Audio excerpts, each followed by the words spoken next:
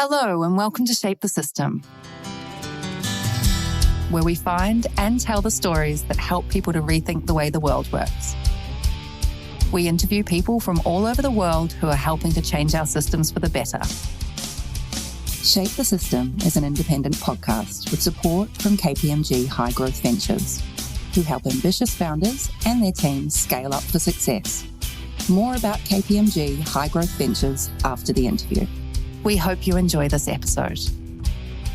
Hi everyone, welcome back to the show. As I said in our last show, we've never asked for reviews, but I've found out that's actually very important. So if you like the show, please go and leave a review if you leave one. Anyway, enough of all that. Today, we're going to talk to Stu Adam from Agronomeye. We're going to be talking about all things agricultural and vision, as the name tends to imply. But before we dive into all that, Stu, where are you? Tell us a bit about yourself, and then we'll dive straight into the problem space. Thanks for having me, Vincent. I'm at home on the Northern Beaches, worked from home from the start. We do have an office around the corner, but home today. Look, I'm mid-30s. I'm interesting kind of background to get to where we are today, but I'm sure we'll get to that. I've got a young family, born and bred in New South Wales and Sydney. And now the CEO and co-founder of Agronomeye. Wonderful. Okay. Just before we go into Agronomeye, which is about agriculture and about land and farming and land management generally, you find yourself on the Northern Beaches and from what I've just gathered, grew up in Sydney. How is it that you're working on a problem relating to agriculture that would probably not be in the Northern Beaches of Sydney? Yeah, previous career and a previous life, sports journo, so traditional media background. And the way the opportunity evolved was my co-founder, Tim Howe, commercial airline pilot. So we came into the ag space via technology, so via drones. It wasn't an agricultural drone business when it started, and it's not an agricultural drone business now, but there was a little bit of drone action in between. And that's where we got connected to farmers along the way. And mate, it was hard behind the bar at a pub in Trangie to talk to farmers. And that connection with ag, with landholders, had some loose connections through school and playing footy and, just as you do with people And then when it was an opportunity to work with farmers, it was, this is what I want to do for the rest of my life. These people are just, I tell you how it is. You can see the impacts. They're great people. They've got a ton of problems they need to be solving on a daily basis, and that changes minute by minute. So it was just a really exciting, meaningful space to be working in. And we went all in and here we are, got an ag business. Wonderful. All right. I hadn't expected that. So that's good. So there's probably two main questions I want to start with. And the first of those just relates to kind of the state of kind of farming generally. And I don't mean that in the context of the supply chain of how farming works, but I'm interested in the land management aspect of farming. I'm trying to understand the nature of how farming looks today. Like, how is it set up? There's huge amounts of smaller farms that are all operating quite in a fragmented way. Or is there some level of coordination, or are there industry bodies, or are there just large landholders that control most of the major farmland and how it's used? Just help me understand the state of play. Yes, and yes. A bit of everything, really.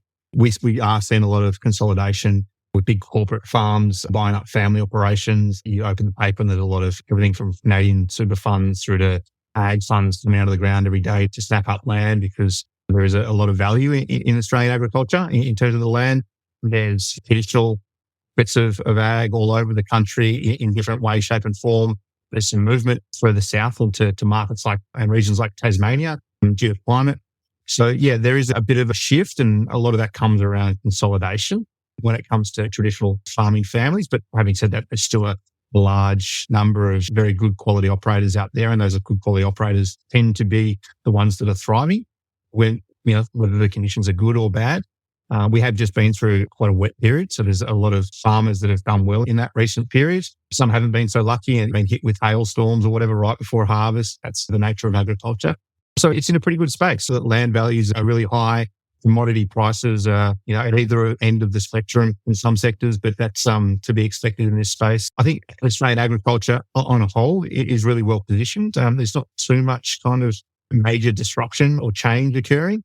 What's coming on the horizon is interesting. There's a lot of farmers seeing things coming down the pipe that isn't traditionally business as usual, or how things around climate. So it's really interesting space to be in at the moment, where things are good, that could be better, and the things that are coming down the line pretty hazy in terms of how the sector as a whole is going to navigate them and what that means for large landholders in the future when they've got other things to navigate when it comes to their environmental credentials, for example. That can be more challenging on a larger scale. Yeah, it'd be interesting to see how that evolves and whether scale is necessarily a good thing or whether that becomes even more challenging to operate. And as a result, those larger consolidations that are occurring might go back the other way. May go back the other. I don't see them necessarily going back the other way, but what it looks like in not necessarily 5 years, things don't tend to change dramatically in 5 years in the ag space, but maybe on a longer time horizon, we'll look back and say, oh, that's why things are drastically different. Looking back at what the triggers were in early 2020. Understood. And then just very more specifically, just in now that we've kind of got that terrible joke, lay of the land, unintentional. I'm interested. There'll be plenty of those throughout the conversation. Sure. There's going to be like a tally board at the end to see who won. Yeah. No, I'm interested in kind of the attitude to the land management. And I mean this in the context of getting the most out of the land and then also ensuring the ongoing viability of the land and then maybe these environmental credentials that you talked about. I'm curious also as to what that looks like today. And I know it's going to be challenging because massive growth generalizations, but even just to try to go down some of these rabbit holes with how does land management look today in the ag community generally in Australia? Yeah, I think it's a really interesting, you can have those mass generalizations like you've talked about, but I think that's fair in this instance. So if you look at what has been the motivation to an agricultural business, so a farmer, for example, is to get the most out of that land on a year by year, crop by crop basis, which means that you sacrifice some of the longer term sustainability or viability of that landscape if you're just trying to drag as much out of it on an annual basis. And again, mass generalization, not the case for every single farmer, but generally that thinking around ag, we have a year, let's get as much as we can out of it and not necessarily have to look too far into the future. That narrative has definitely come to an end.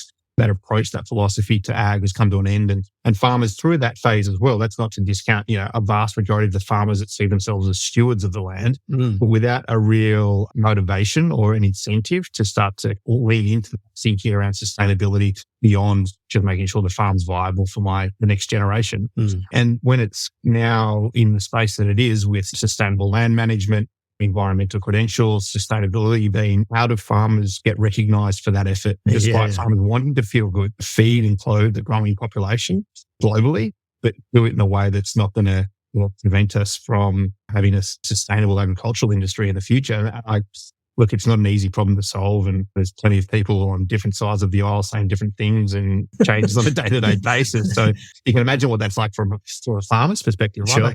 It's a lot of noise in that space for them that yesterday their role was to grow things and now they've got to grow things in a sustainable way and be very clear and diligent about how they articulate that. And that's for Agronomeye. That's an interesting place to be and exciting for us to be in the middle of an opportunity to solve that problem. But it's definitely been, even ag conferences that I've been to in the last 5 or 6 years, that idea of natural capital and sustainability is definitely taking up more and more of the agenda. And what does it actually mean? We all agree that we need to be sustainable, but what does that actually mean for a farmer? And what does that mean in their ability to run a traditional ag business, but also see the future of ag as an opportunity and not just a risk that they shy away from? Just wondering, we better do this so we don't get hit by a hailstorm, but I'm not actually that worried about it. It segues to something that I was curious about. And we interviewed Anika Moldworth like way back 3 years ago, who grew up at a farm out near Broken Hill, I think it was. And what was interesting talking to her, and I wanted to get a lens on this 3 years forward, was understanding how farmers' attitudes or landholders' attitude, maybe not just farmers specifically, to conservation, environmental management, what they look like and how that's changing. You just said before at a conference, everyone agrees we need to be sustainable. Now we're talking about how and what the measurements are. Is that kind of where we're up to, or how does that look at the moment? Yeah, I think you've got, you can pick up the paper and read a headline or, read some, some claims from government or from, big corporate. And then you've got the farmers on the ground. And I think there's a disconnect between the two still, right? Like I said, at the top, it's still a lot of noise. When you go and talk to a farmer around carbon or biodiversity, terms like magic beans, it's thrown around. There's question marks on the viability of the programs. Are they actually having an impact, or is it lip service? So there is just this need to become more real with some of these outcomes. What are the metrics that we're using that we can agree upon that are valid metrics for a farmer to be able to start to measure their performance against? And I think that if that's unclear for a farmer, like how do we expect them to engage in that as an opportunity, not see it as just noise? Yeah. So we are getting there. We have had things like the Chubb review at the start of the year, which was an independent review into the carbon market, for example. And the message out of that was we need more integrity and transparency. And I think farmers are saying, shit. Right? Yeah, of course we do. But what does that actually mean? Who's responsible to go and create that integrity and transparency? It's obviously on the private market now from what we've been told from government and from industry. The landholders programs you implement overnight, they've got to be really considered. A lot of farmers that sell carbon credits, when the boom first happened 5 years ago, are now being told they should have been holding on to those credits because how are they now carbon neutral? Is it their position, their carbon position?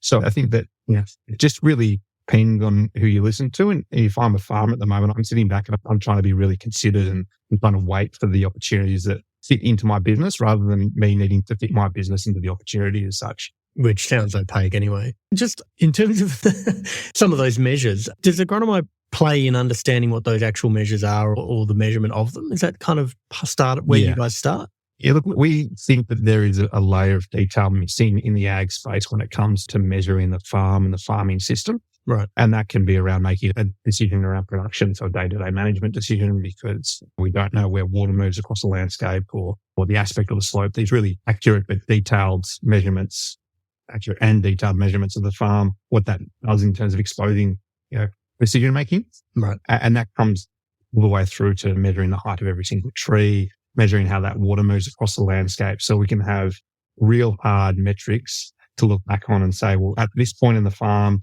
when the farm was mapped and all the measurements were created, it was really robust and we have a baseline and we're able to identify where the opportunities and risks are within that baseline to start to measure improvement over time. Right. So this whole idea of being sustainable, it's not like you are or you are not.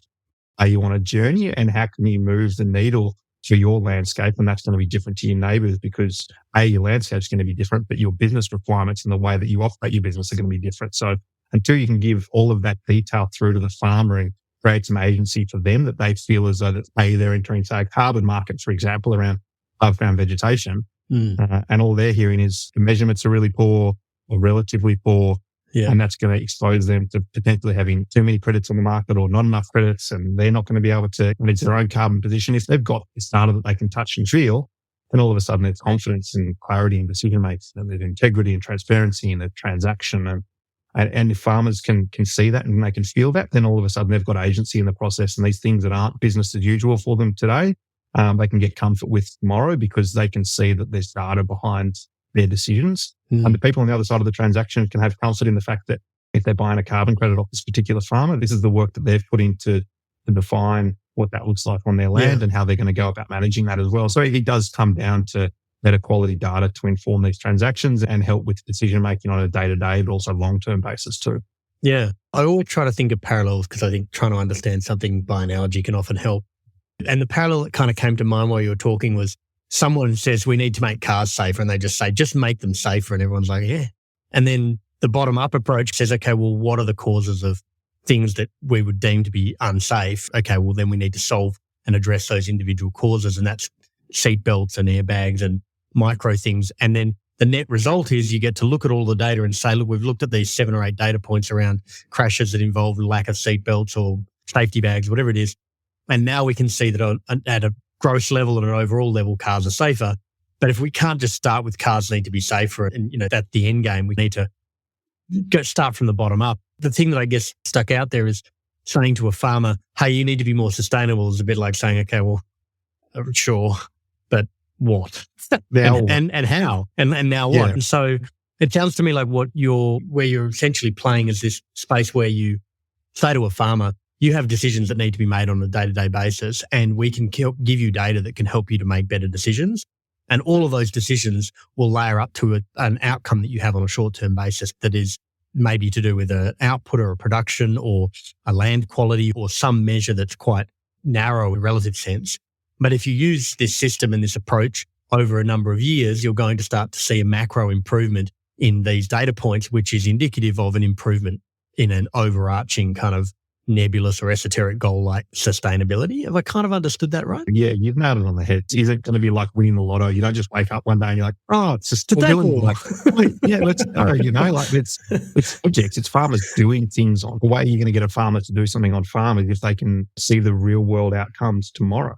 If I'm going to plant trees, don't just plant trees or have someone come in and say, oh, you should plant trees through here and it's your most productive paddock. It's where have I got erosion risk on my asset? Where is that landscape degrading because it's not managed as well as it could be? Where can I put trees that will also give me, manage that erosion via planting of trees and give you shelter for animal welfare purposes, but also into, say, biodiversity corridors as well, because you can connect that vegetation throughout the landscape. And all of a sudden, the farmer's got an improvement in their asset. They're growing more grass, so their animals are of a higher quality. The land's not degrading. They've got shelter for those animals so they can report into a supply chain, and they're helping on the biodiversity front as well, which they'll also get recognised. So it's just this idea of they don't have to be mutually exclusive. They need to be mutually inclusive for a farmer. And if you can put all the data points in front of them in the way that they can consume it, it's also actually an important part of the process is how do you tell that story in a way that these farmers that they're not waiting for technology to come and save the day for them. They've got other things they can fix fences, move sheep, do whatever they need to do.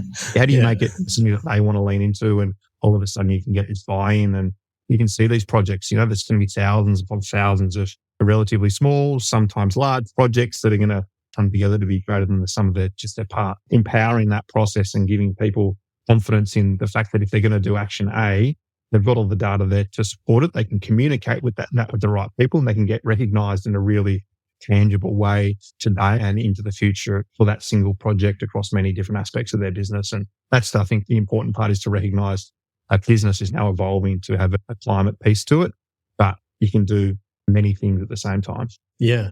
Yeah, it's fascinating. And it kind of segues to two things that I'm interested in. One of them is just broadening the dialogue beyond purely farming and land use for the benefit of creating an agricultural outcome, right? Whether that's an animal or a plant. And thinking about land use more broadly than that. So just so that we're not pigeonholing farming, what are the other uses of land that someone who's a large landholder who might also be farming would otherwise be thinking about? So can you just give us a bit more context into that one? Yeah. So, the examples I'm thinking of are people who are thinking, oh, well, I've got this huge amount of land. We could put solar farm on this land, or there's land use more broadly in so far as the environmental or sustainability outcomes. And I think farming animals or growing a crop are two of the uses, but there's other ways to use land that we don't tend to think about, but those are part of the remit here, I would have thought. Yeah, absolutely. So you've got really productive parts of your asset. Not all of the farm is 100% productive, and some areas are more productive than others. So identifying those productive areas that are non-negotiables. We're not going to change this land use. This is a particular crop that we grow here, and we're going to keep growing that crop, and that's fine. So where are the other parts of the farm? And I think that the first step is really to understand this term natural capital is something that we're hearing more of. So what is the state of natural capital, and how can I grow that natural capital? Above ground carbon, soil carbon, biodiversity. These are the types of things, water use, that are defined as natural capital that a farmer can start to create an alternate revenue stream for the asset or for the business by identifying those less productive parts of the farm and committing them to long-term projects. And then you're right, there's some of these other examples around solar and wind as well that are really interesting. I guess you see some transactions in terms of farm. There is a really increasing interest in the solar piece as well, which has been really interesting. That sometimes the cart's been put before the horse, where someone's putting a solar farm and there's not the infrastructure on the network to be able to take that power back on. So there's a lot of things that need to be considered. But yeah, I think it's, first of all, it's production and identifying that. And then it's understanding where there's natural capital opportunity. And there's some of the solar and the wind are the main ones, really. Agro-tourism is a really interesting one that's starting to become more common in particularly many parts of the country. Yeah. A lot of Tasmanian landholders we work with, tourism. We grow cheese, but we don't really. We just have big gums at the cheese. Here are these tiny houses you can come and stay on, look at a beautiful sunrise. And get it on Instagram. So, nothing really dramatic in terms of large swaths of country being converted into solar necessarily, but there are instances where people are seeing those opportunities, and I think that's only going to go on the rise. And then the natural capital piece, so less production and more long-term carbon or biodiversity programs and projects, and those markets are maturing and evolving so that a farmer has confidence that's viable long term for them to diversify their business. Yeah. And the reason I ask it is that when you think about farming in the traditional sense, then I'm not suggesting there isn't technology involved, but a lot of it is on the land, and I wouldn't say technology intensive, but a lot of the things that start to be beyond that either require data to support them. Hey, we're going to have, create carbon offsets or be a carbon sink or whatever it is. We're going to have a biodiversity push and that's going to generate revenue for us in some way. Or we're going to have, to your point, solar and storage on the land. And so you're starting to move beyond traditional farming kind of tropes and into things that look more like data and technology. And I kind of wanted to understand what farmers / landholders' attitudes are generally to technology. Like, are they may not consider themselves tech savvy, but some of them are super tech savvy. Like, what is the state of play of tech in farming and land use today? Yeah, pretty wide spectrum, as you can imagine. Some of them are techno nerds. They're like really into it and, at the bleeding edge of any technological kind of advancement in the ag space. And some of them don't know how to turn on a computer. But having said that, they can get inside the hood of a tractor and fix that on their ear. And that tractor will have auto steer and it'll have variable rate applications of fertilizer inputs and seeding and all sorts of different satellite imagery. That's pretty standard kind of technology. So there is a lot of technology that a farmer interacts with on a daily basis, whether you're technologically savvy or not. There's a core stack there that a lot of farmers do rely upon. So they've all got an appreciation for it. And if it really helps their business, they will use it. If any farmer has a cropping enterprise, they've all got auto steer. That's a really fundamental technology that they require. The other day, some satellites went out and all the auto steer has stopped and the whole agricultural world stopped with it. Like, it's really impactful. Yeah. There's this real requirement for that technology to have a direct impact on their business and solve their problems before they're going to touch it. Like, farmers are not waiting around for technology to come and save the day. Believe you me, there is not this belief that, if only I had this piece of technology, then all things would be fine. They can manage their businesses. They understand there's some risks heading their way and there's some opportunities that they might be able to lean into if they did have a particular type of technology. Yep. But I don't see farmers losing sleep over, I see farmers not knowing how to send an email. Yeah. Look, and there is a younger generation of farmers coming through that are born on an iPhone, but they don't know any different. So there is this comprehension of technology that is relatively high already. And it's a role of technology to can't be a square peg in a round hole. You've got to carve off all those edges and talk to farmers and understand why they're not using the technology rather than blame the farmer for not being technologically savvy enough to use the tech, if that makes sense. It's, again, there's a lot of farmers in Australia, across the world.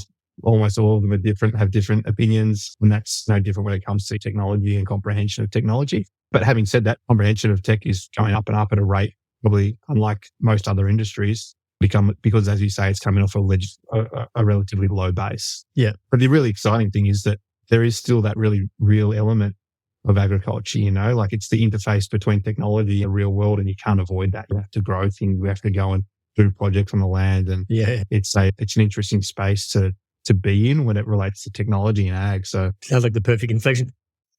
I'm using this as a little bit of a segue because I think what was interesting, and you said this right up front, was this idea that Agronomeye is really about decision making, if I'm understanding it correctly, and operating a farm or stewarding the land, if you're thinking of it even more broadly than farming, is ultimately around taking a bunch of actions on a daily, weekly, monthly, and basis, and trying to have a longer term view as you can, but not miss the wood for the trees. And so decision making is critical.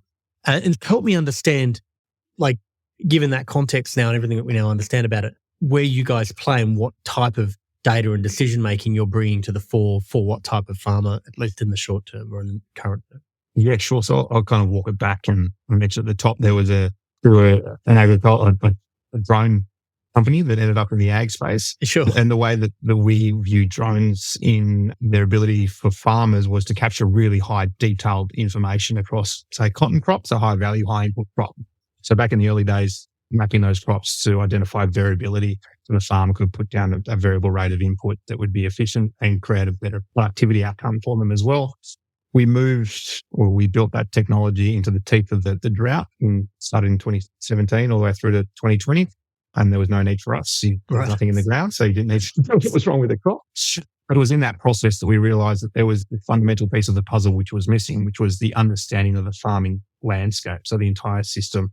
So what we've evolved the business into is a digital twin of the entire farming system. So to get a digital twin, you need a replication of that asset in a digital form. So we use manned aircrafts mostly, some drones, mostly manned aircrafts to capture a LiDAR scan of the farm. That is a really detailed, using lasers, really detailed. If you can think about it, say from satellite imagery is like an X-ray. We're talking about MRI. Right. It's just layer by layer. Yeah, it tells you the height of every single tree, how much vegetation there is through that tree, tells you the detail of the landscape underneath, run water flow models as an example. So there's an appreciation of your farming system that takes into account. We don't farm in 2D. A lot of the information we're getting was 2D information. Right. So, and you have an appreciation for the limitations within your landscape when it comes to variability within a crop, for example, or within a part of the farming system.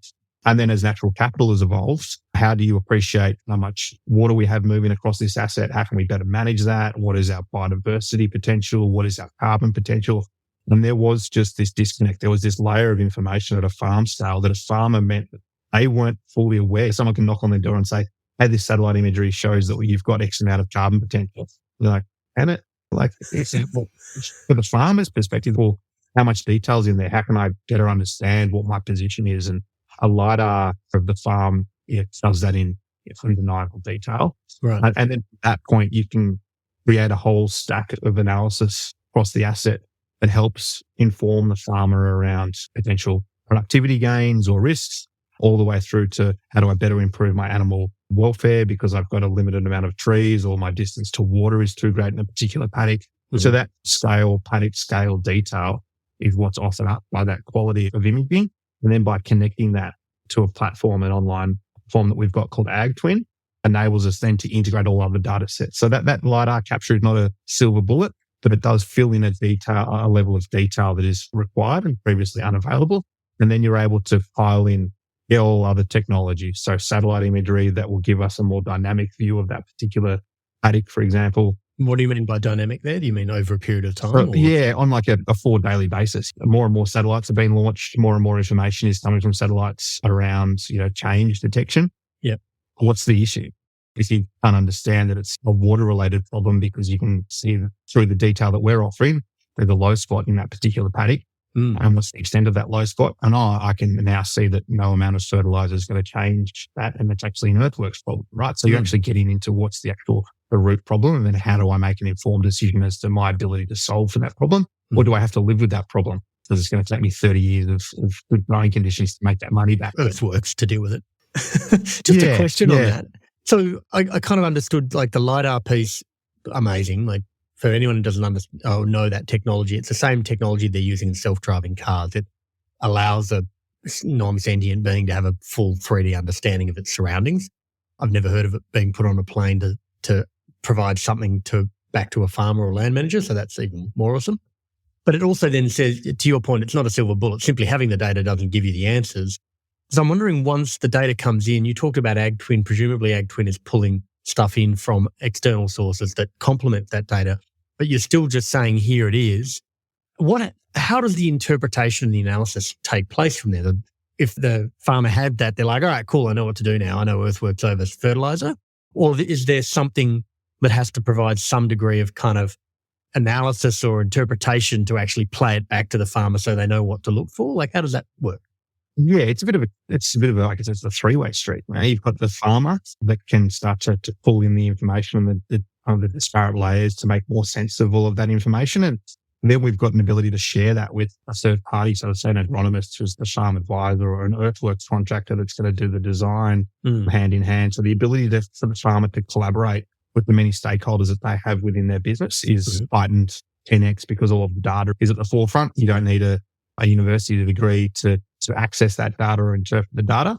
Specialists will definitely be able to communicate back to the farmer as in, because you've identified this problem, me, the expert, can give you a recommendation on how to solve that and then take all of that and connect it to, say, a grant proposal so that there is confidence that this particular project is getting funded for the right reasons, or say to the bank for a green loan because there are sustainability elements attached to that. So it's about connecting people through good quality data to tell a story, whether that's from a farmer to an advisor or third party. or from the advisor back to the farmer, or as a group to get that particular project funded or recognised as being valuable in the market as well. So, yeah, there's a whole range of different ways in which data is currently being captured, but then not combined or not accessible. Collaborate. It's this kind of this, you've got to capture the data, but we don't just capture the farm on the back and say, here's all of this data. Now you've got to go and find the analytics or pull out the analytics. We also don't just deliver that on a hard drive to the farmer and say, do your best. We're actually showing the farmer and joining the dots between the farmer and say a bank for a green line, because the quality of information that we have is so high and the ability to tell the story is so great that the farmer lays that on the table, and now the data is there to lean on rather than just, feeling it, or it's more data driven. Intuition. Yeah. Right up front, when you said you had I'm going to say a journalism background, is that? I was like, how would that be relevant to what you're solving? But I can see how it's entirely relevant to what you're solving. A big part of this isn't a data challenge or a technology challenge, but a communication challenge. Is that right? Oh, yeah, absolutely. Absolutely. It's communication. Communication is core to pretty much every single thing that the farmer tells us when we're asking them what are the problems. And so much of it comes back to communication, and communication through good quality data. Right. Anyone can have a feeling or an instinct that, because they've been on the landscape for so many years, but to be able to bring that forward so others can appreciate what you're saying, that comes through data, it comes through good quality visualization, and also the ability to share all of that information in a really practical ag twin. For example, in a previous instance, if you had this data, you'd have to create a PDF or write an email and stack all the different pieces of the puzzle together, and it'd take you an age, and then you'd have to share it with someone and explain it to them. What we've done in Ag Twin is enable you as a landholder or advisor to turn on a stack of layers and then share that via a link as a story, and you can put descriptions in that story. So you don't have to be an expert in GIS or agriculture to appreciate, that's where you're more likely to find erosion. You're right. Here are the layers that tell that story, and all I've had to do as the person on the other side of that is click 3 buttons and see the story evolve. So yeah, communication is absolutely critical, because, I can imagine there's a lot of farmers out there just today that have trying to communicate their needs with someone in their business, and they're not being heard. Yeah, well, they're probably have to go back and drive a bit of technology they're not familiar with, build a PowerPoint. Hopefully no one ever has to do one of those again. And that communication, goes to a future state where we have these natural capital markets. If we can't communicate what's happening on farm or a project or that story from, you are or you are not sustainable, but what is this sustainability journey? And then that comes through communication to people that are expecting you to have credentials, and communication through to people you want to work with to implement small projects or large projects that are going to take you on that journey, and not screw your production outcomes on the way through either.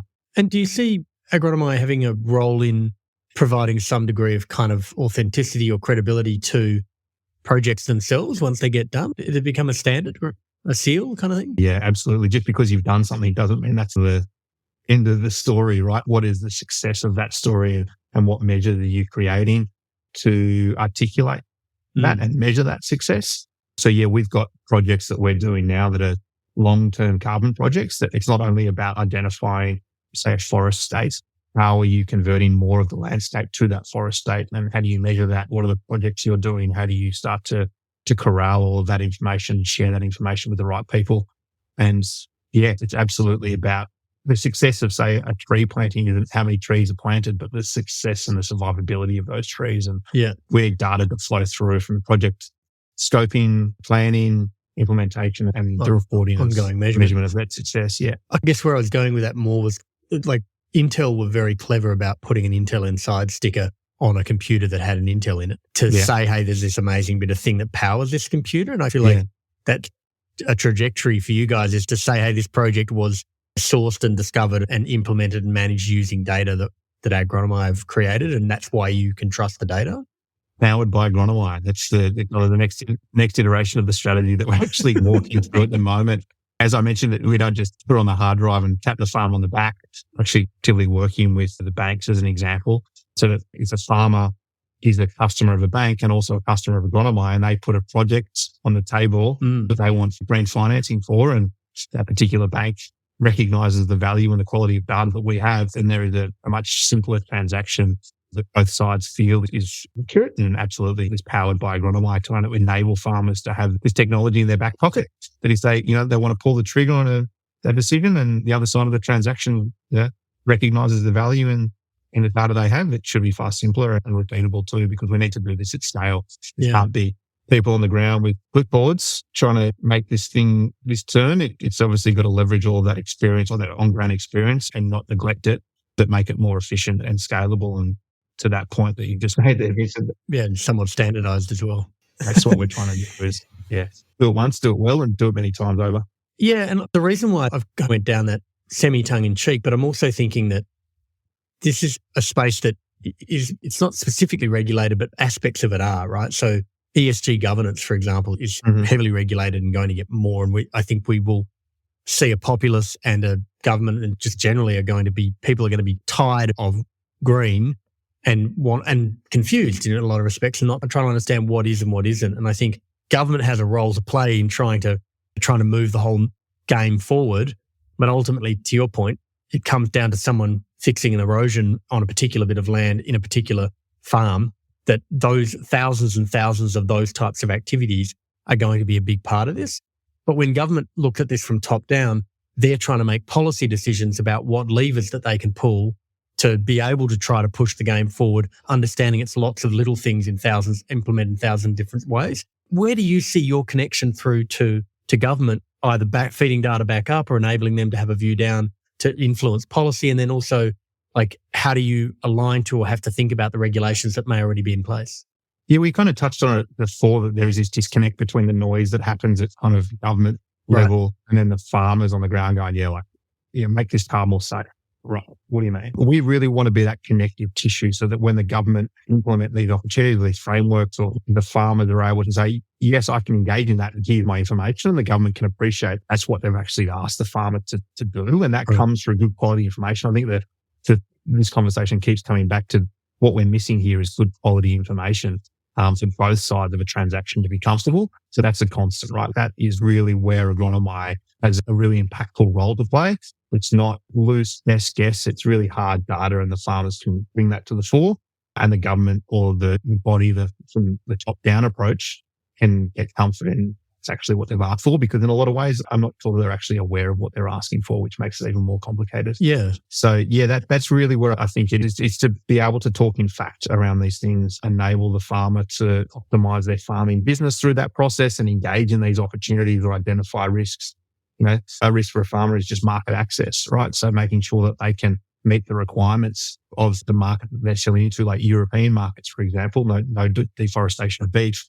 How do you articulate that? How do you start to understand these day-to-day requirements for you as a farmer? And how do you, create that sound that is steeped in real quality data that everyone just tick and move forward, rather than wobbling over the quality of the information that's been delivered itself. Yeah, absolutely. Kind of analysis paralysis type thing. A lot of this is about velocity, right? If you could be doing 3 things in the time it would normally take you to do 1, then even if you're only half, you're still going to do 1.5 instead of 1. And so being able to move forward faster because people aren't bogged down in the decision-making or an approval process. The thing that I was touching on, though, was less about necessarily connecting the farmer to government, but also enabling government to be better at doing policy because there's a whole bunch of data that they wouldn't otherwise have. Do you see some of the data that you're collecting ultimately being an asset that you might provide back to government to say, here's better data for your policy making in the first place? I really would like to view it as a bottom up, enable it via the bottom up. Right. Don't get me wrong. I'm off to Canberra later this month to put a suit on, talk to some of the policy makers. And show them what's possible. If we went and spent all our time talking to those policy makers, we would do nothing but talk. So the approach has been listen to what they think, or what do we think that they're actually saying? Right. How do we solve for that for a farmer? And then show the real world example of that. And put it in front of them and say, we can enable this through a private market transaction like a carbon transaction. The opaque message that you've given to the market is we want integrity and transparency. Well, let's just go and show them what that looks like. Right. And then give them an education on what's possible and what's feasible, what's scalable, and how do farmers want to engage in this technology, and how does that then enable the policymakers to appreciate what's possible, as opposed to kind of relying upon old ways of thinking and doing things, but expose them to the new way. Yeah. And just a total left field random throw in, but I kind of was thinking about it before coming onto the show. I'm curious about the alternative methods of food production that don't require land use to the same extent. So I'm thinking vertical farming, cultured meat, people using seaweed and seaweed farms, like these things that are about producing caloric output, let's call it that, not food necessarily, but caloric output, that don't involve using land at all or using very small amounts of land in a very different way. I'm curious, just not necessarily how you guys think about that, but just how farming thinks about that generally. Like, how does the industry think about all of this stuff? And is it Skype to domestic travel in terms of actually sidestepping the problem altogether? I think just this week, we're talking anyway, Telstra has just announced a deal with Starlink to use that as their rural internet option, which totally negates the need to even have NBN in rural areas. If it's any good, presumably it is. And I'm just wondering if some of the innovations that are happening in farming may not sidestep the issue, but change the focus of what farms need to be able to do and where their energies are being spent. Is that something that you think about or the farming industry thinks about? Oh, look, I don't spend too much time thinking about that, to be honest, Vincent. I think that, there is this narrow focus, relatively narrow focus. If you start to widen the aperture too much, then it becomes, there's already enough conflicting messaging and noise in this space. And then you tap on something like alternative proteins or vertical farming. And I think that those kind of industries will do what they do. Right. I think we've seen the pendulum definitely swings like all industries. Something new comes in, and we saw it with drones, right? Like drones in agriculture were going to be the silver bullet and everything's just going to be done by drones. And I can tell you right now, we don't use drones for a reason. Agriculture is large in Australia, big scale, and that's challenging.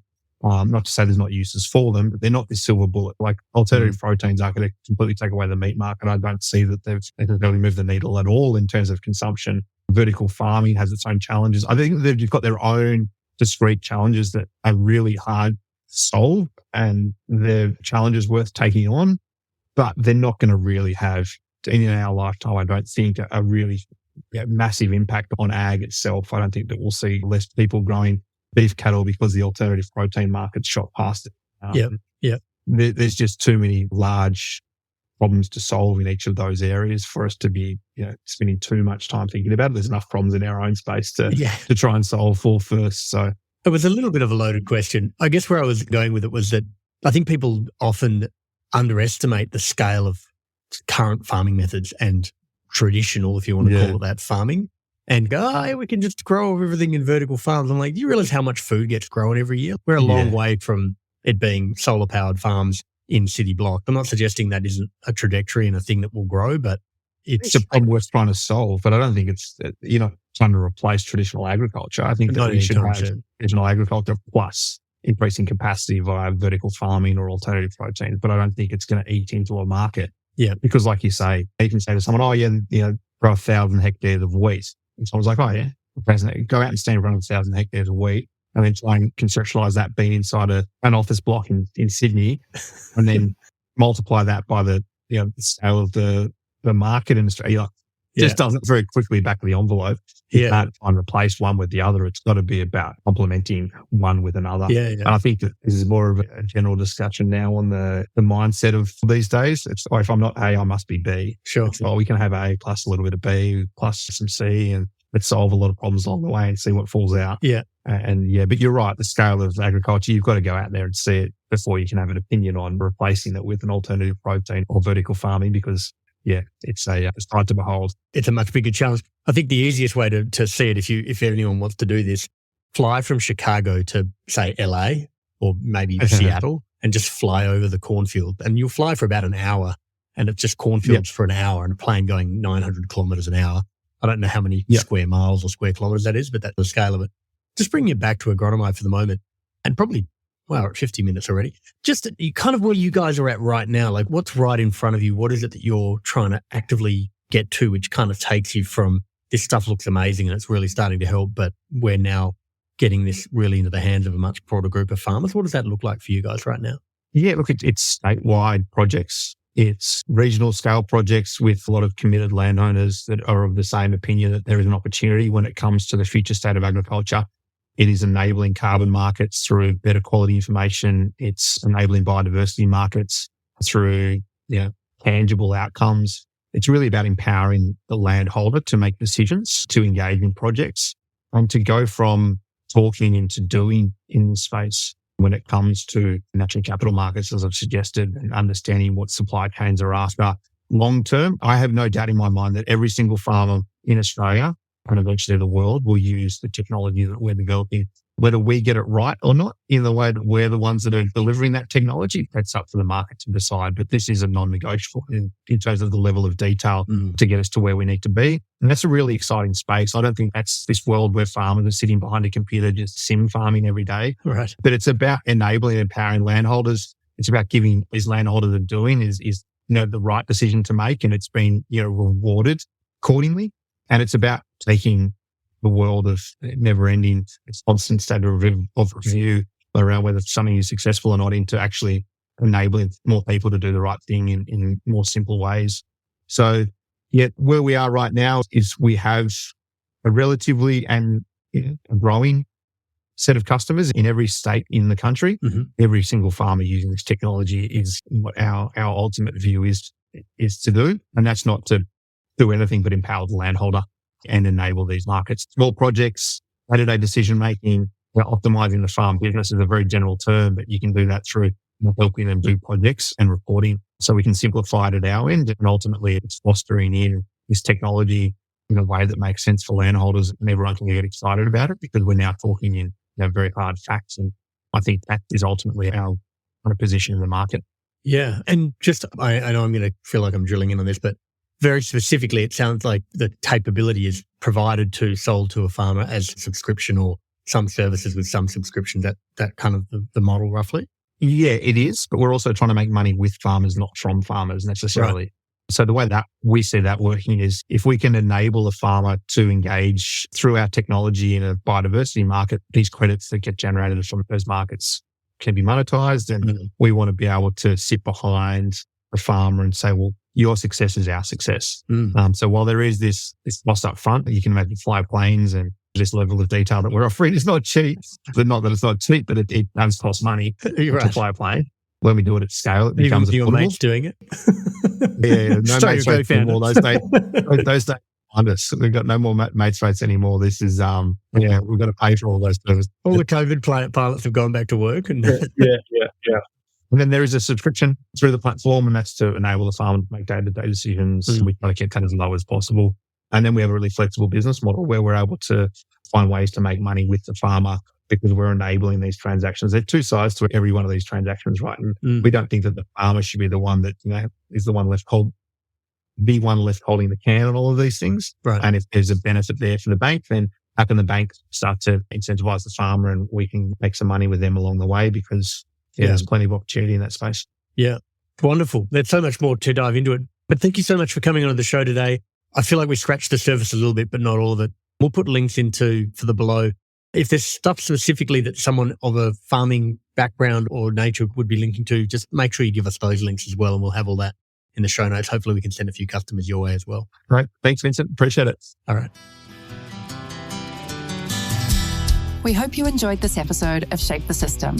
As usual, if you'd like to suggest a guest, someone that you know who's helped change a system for the better, please go to www.shapethesystem.org, click on the top right-hand corner, then click Suggest Guest. Make sure that you click subscribe so that you get the new episode. Shape the System is an independent podcast with support from KPMG High Growth Ventures. Connects founders to the services they need along their journey. Whether you are looking to refine your strategy, mature your finance function, prepare for a capital raise, expand abroad, or simply comply with regulatory requirements, they provide you with the support you need to drive your business forward.